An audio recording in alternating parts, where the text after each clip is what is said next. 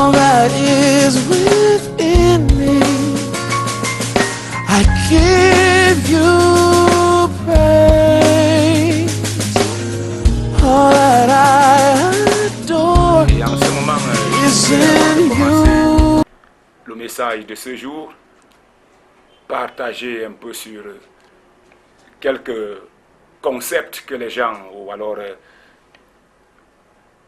quelques concepts que les gens se font, sur un concept que les gens se font, et qui, d'une part, n'est pas totalement en ligne avec ce que nous enseigne la parole de Dieu. Ce concept, c'est lequel? C'est le concept de l'humanisme qui est parfois à confusion, interprété comme étant l'humanitarisme. Et je voudrais dire ce soir que nous allons partager quelque chose sur l'enseignement de notre Seigneur Jésus-Christ. Et je voudrais tout de même d'abord expliquer que nous, en tant que chrétiens, nous ne sommes pas simplement, nous ne sommes pas des humanistes, mais nous sommes des humanitaires. Et ce soir, je voudrais que nous puissions nous tourner vers la parole de Dieu dans le livre de Matthieu chapitre 22, versets 37 à 40. Et je vais le lire à partir d'ici. Jésus lui répondit, « Tu aimeras le Seigneur, ton Dieu, de tout ton cœur, de toute ton âme et de toute ta pensée. C'est le premier et le plus grand commandement. Et voici le second qui lui est semblable. Tu aimeras ton prochain comme toi-même. De ces deux commandements dépendent toute la loi et les prophètes. »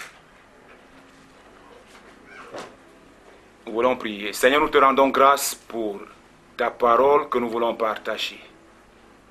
La pénétration de ta parole est claire. Elle donne la compréhension aux simples. Donne-nous d'être simples, humbles au-devant de toi, pour que ta parole puisse nous éclairer. Merci Seigneur, comme tu veux parler à chacun de nous, au nom de Jésus. Amen. Alors bien aimés, nous revenons sur ce passage biblique dans le livre de Matthieu, chapitre 22, le verset 37 à 40. Là, nous avons le résumé, en quelque sorte, de tous les enseignements bibliques, et en particulier de l'enseignement de notre Seigneur et Sauveur Jésus-Christ. La parole de Dieu nous fait comprendre, lorsque nous lisons un peu les paragraphes précédents, que Jésus avait été, en quelque sorte, mis à l'épreuve par les Sadducéens. Les Sadducéens étaient les membres très influents du Sanhédrin, qui est le conseil suprême des Juifs, ou qui était le conseil suprême des Juifs.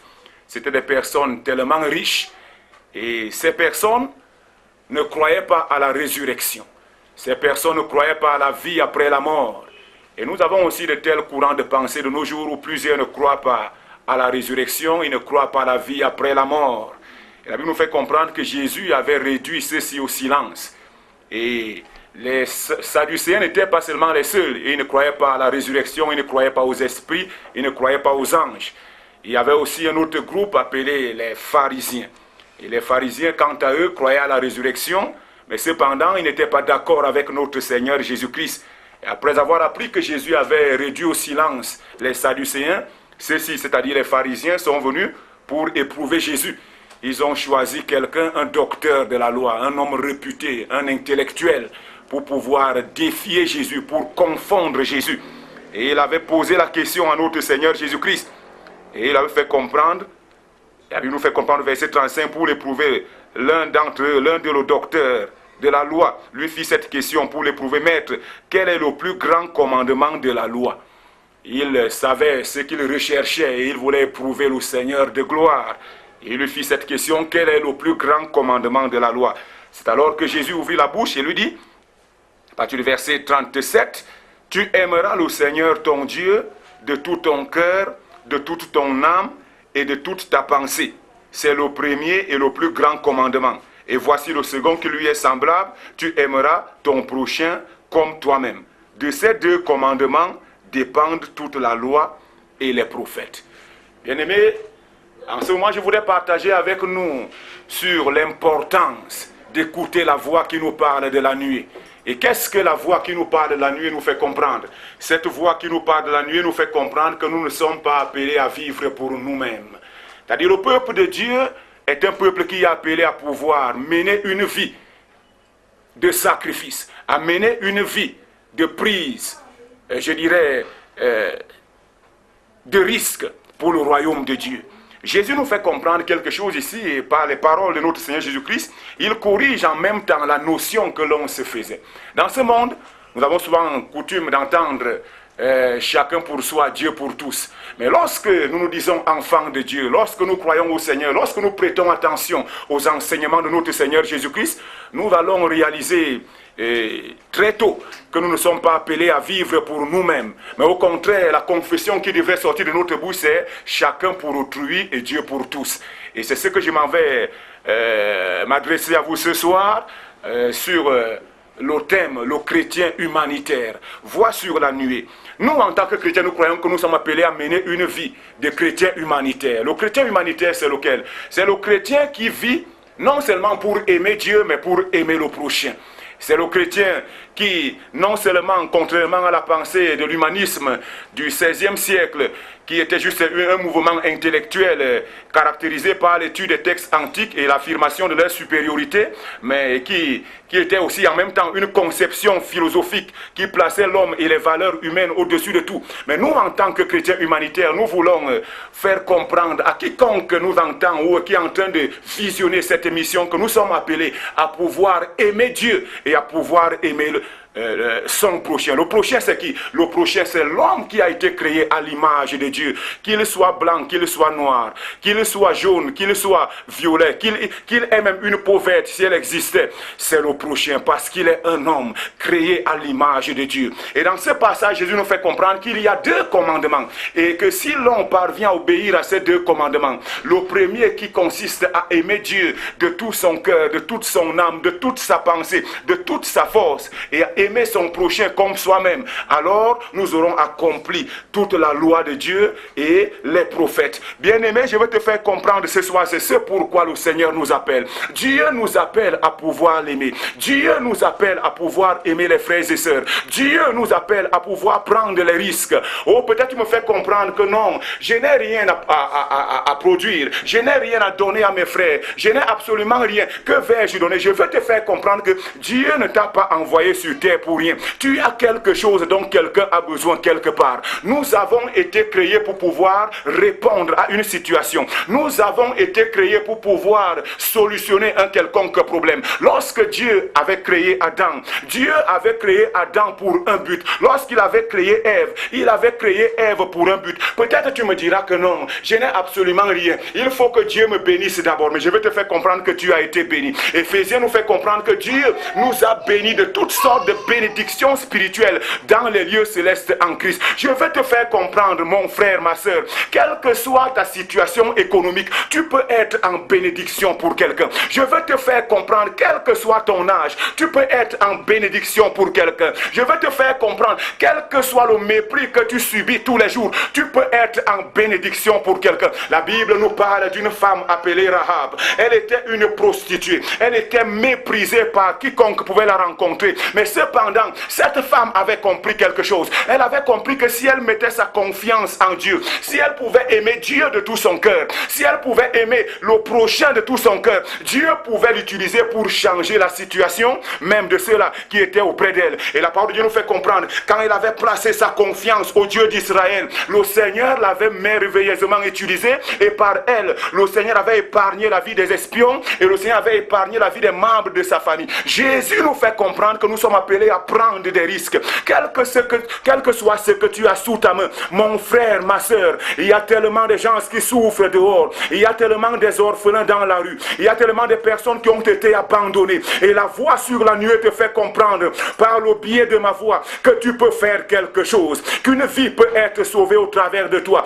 que tu peux manifester l'amour pour le Seigneur et pour l'homme qu'il a créé à son image. Regarde autour de toi, vois ceux qui sont en train de souffrir, vois ces enfants qui sont abandonnés, vois ces femmes qui sont minimisées, vois ces personnes qui sont piétinées. Tu peux faire quelque chose dans leur vie, tu peux changer leurs conditions de vie. Peut-être qu'auprès de toi se trouvent des hommes comme Lazare. La Bible nous fait comprendre qu'il y avait un homme appelé Lazare. Cet homme était tellement pauvre, cet homme était couvert des ulcères, cet homme se couchait à la porte d'un homme riche. La Bible nous fait comprendre qu'il désirait seulement se rassasier des miettes qui tombaient à la table du riche. Mais cependant, Le riche n'avait pas le temps de cet homme. Cet homme-là mangeait. Cet homme-là discutait sa nourriture avec les chiens. Oh, c'était une opportunité qui était accordée à l'homme riche. C'était une opportunité accordée à cet homme-là qui menait une joyeuse vie chaque jour. Mais cet homme était tellement aveugle qu'il n'a pas pu reconnaître que c'était une occasion que Dieu lui accordait pour pouvoir changer la vie de quelqu'un, pour pouvoir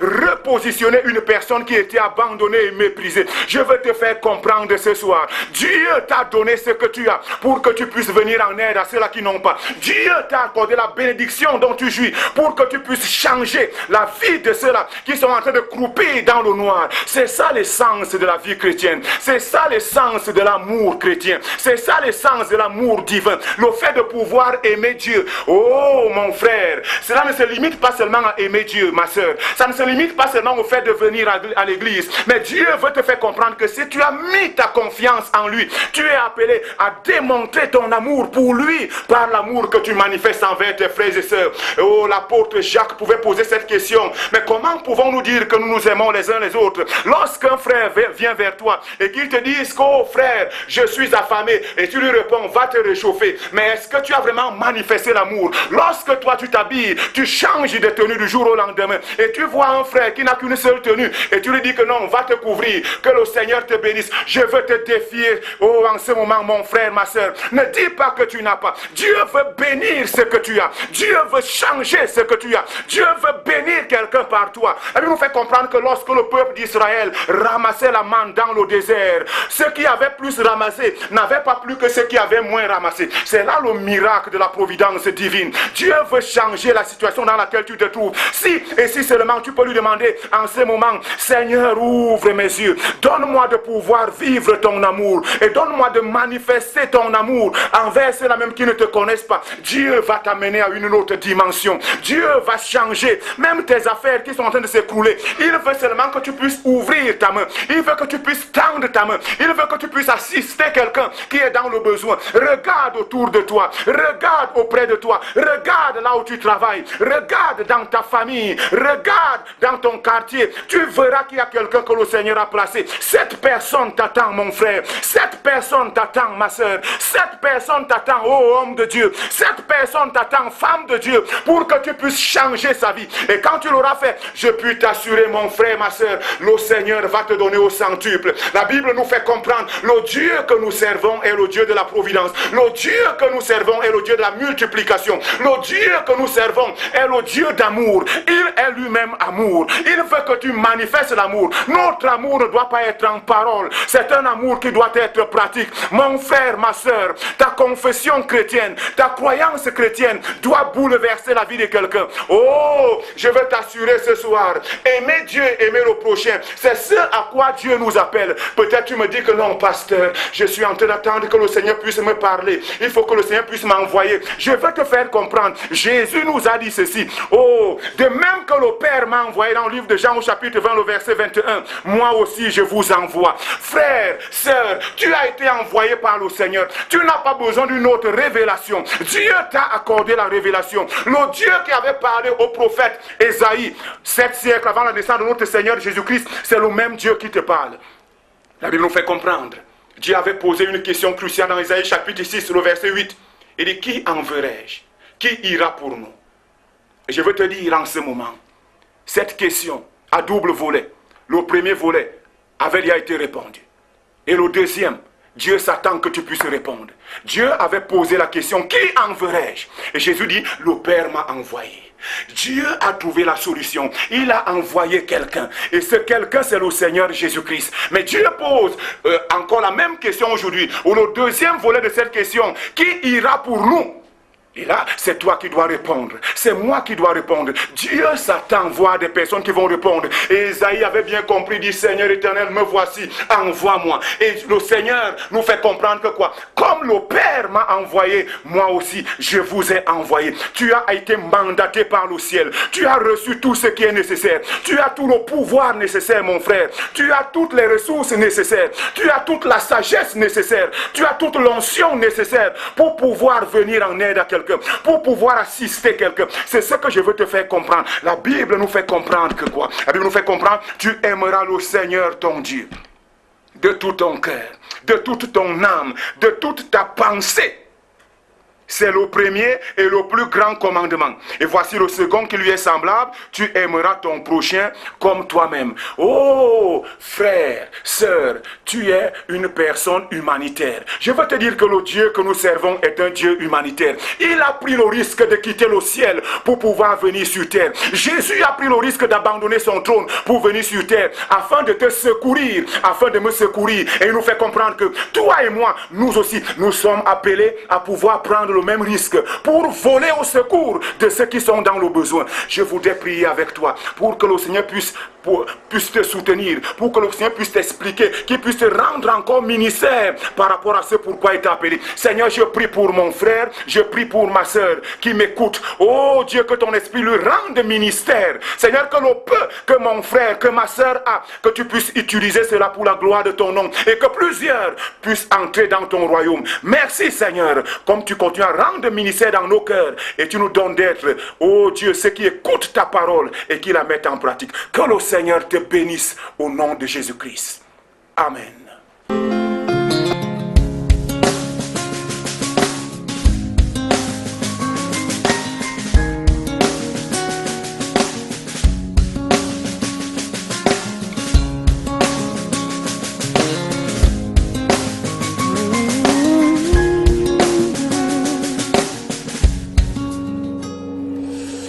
This is my desire to honor you,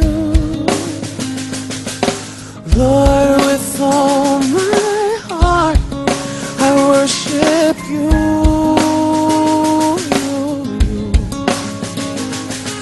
With all that is within me, I give you